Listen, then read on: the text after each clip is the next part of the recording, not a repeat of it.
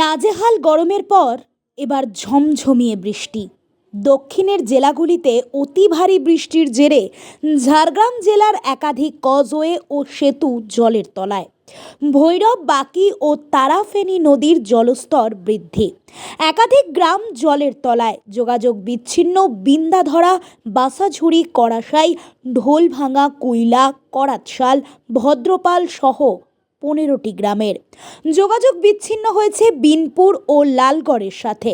এদিকে জামবনি থানার চিল্কিগড় এর গোলুং নদীর জল বেড়ে যাওয়ায় কজওয়ের ওপর দিয়ে প্রচণ্ড বেগে জল বইছে।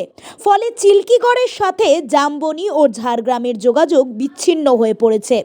সমস্যার মুখে পড়েছে দিন আনে দিন খাওয়া পরিবারগুলি।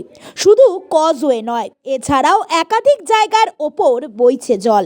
সাধারণ মানুষ বাড়ি থেকে বেরোতে পারছে না এবং নিত্য নৈমিত্তিক কাজ ও খাবার সংগ্রহ করতেও পারছেন না, কারণ এই সমস্ত গ্রামগুলির চারদিকে রয়েছে নদী।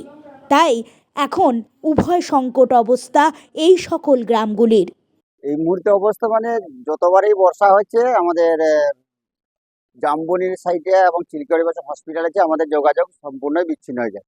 এতবার বলা সত্ত্বেও আমাদের কোনো মতেই ব্রিজটা এখনো পর্যন্ত স্যাংশন হয়নি। তবে একটা শুনেছি স্যাংশন হয়েছে, আর এই থেকে বিগত 10-12 বছরই এই হবে সেই হবে বলে আজও পর্যন্ত হচ্ছে না। সেটি হচ্ছে আমাদের পক্ষে, আমরা ওই পারে যেতাম, চিল্কিগড় যাচ্ছিলাম, তো এর মতো অবস্থা এখানে দাঁড়িয়ে আছি।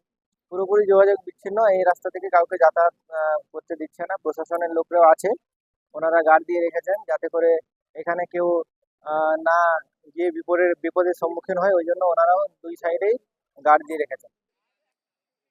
Bureau report, the voice now.